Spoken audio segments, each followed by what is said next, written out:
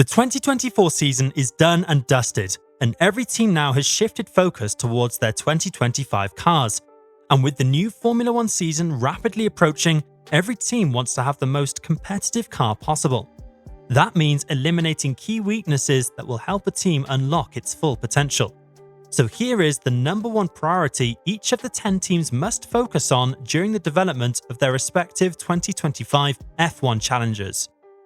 Let's start this video with our reigning World Constructors Champions, McLaren.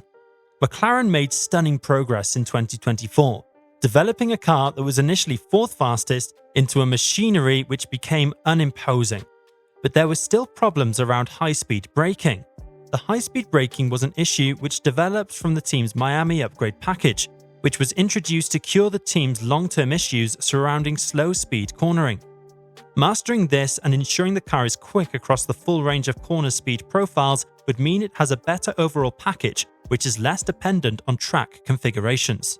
As we saw last season, the MCL38 was superb in Budapest and Qatar, but less competitive in tracks like Austin. This is the key test because it's a measure of whether McLaren really is completely on top of the underlying science of these cars. If it can do this, then there is no reason not to expect McLaren with a perfect car under the current regulations cycle. Looking next at Ferrari, the Italian team's fundamental limitation recently has been around how the car uses its tyres. The SF24 has been really kind on its tyres, reflecting on the better than usual race pace of the Ferrari car. But the car struggles to generate tyre heat quickly as a direct trade-off, resulting in poor qualifying pace and slow tyre warm-up on race start and critical outlaps. Close sources to the Maranello team have reported on Ferrari making changes to the car's front suspension layout, which could play a crucial role in how the 2025 Ferrari fires up its tyres without compromising degradation during race stints. The early signs are promising, given that Ferrari did make progress in making its car more consistent and extracting its potential more regularly in the second half of last season. If the 2025 car again has problems related to the car's fundamentals, then it could be the same old story. But if Ferrari can produce a car it spends the year developing rather than taming, then the Scuderia should be in position to challenge McLaren for the championship next season. Moving on to Red Bull, the Austrian team's key weakness lied around the car's mechanical platform, which offered a lower than expected development ceiling. The RB20 started the season in dominant fashion, was virtually untouchable, but was quickly exposed as rivals caught up. The car at the start of the season was fundamentally different, but as the season progressed, showed limitations such as poor ride quality, poor bump compliance, narrow setup window, and innate chassis stiffness, all limitations caused by its current mechanical platform. Red Bull's chief engineer Paul Monahan has revealed that plans are in place back at the team's Milton Keynes campus to make significant revisions to its 2025 Challenger. Red Bull must find a way to run the car with a softer setup which could easily address many of its issues such as bump and curb compliance. But working on the mechanical platform with good sync to the chassis will enhance even more performance, particularly around low-speed corners, which ultimately will expand its performance window. Looking at Mercedes next, the Silver Arrows still lack considerable knowledge about the current technical regulations. Mercedes has never really got on top of its car concept since 2022, despite the team having 3 race wins under their belt in 2024. At the fourth and final attempt, it's essential that it shows it has fully grasped the demands of these rules by producing a car concept that's on the money. That doesn't mean it has to be beating McLaren, Ferrari and Red Bull at the start of next season, but would at least show it's on the right track. Trackside engineer director Andrew Shovlin talked about the team's 2025 car of recent, and he revealed that it will be a close cousin to the W15. But the team will make minor mechanical changes to its fundamental architecture to improve the W15's current weaknesses surrounding rear limitation, condition sensitivity, and turnability. It's a huge test.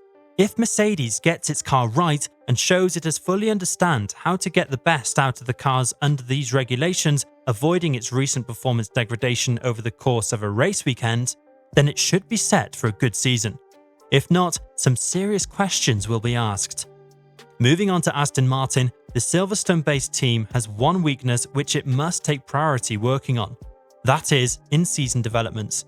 Aston Martin's leap from deep in the midfield to Red Bull's leading rival in the first half of 2023 was a sensational story. Sadly, it wasn't the case this year, starting as 5th fastest following a below-par winter and losing form throughout the season. The problem is clear.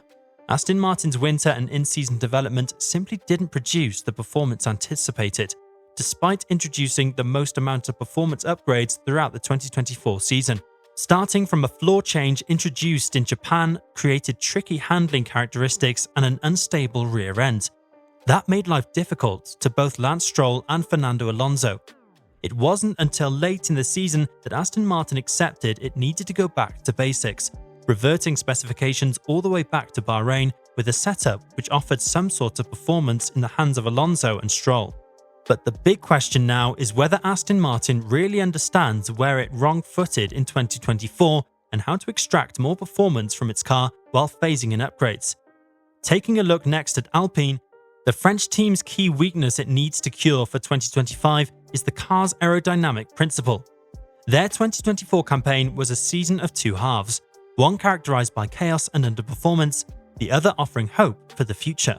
The São Paulo success marks the team's potential, but without sustained improvement, that potential risks becoming an outlier in an otherwise challenging chapter of their history. This team has not been at the cutting edge of F1 aerodynamically for a very long time, apparent from the drastic front wing designs the team introduced this season.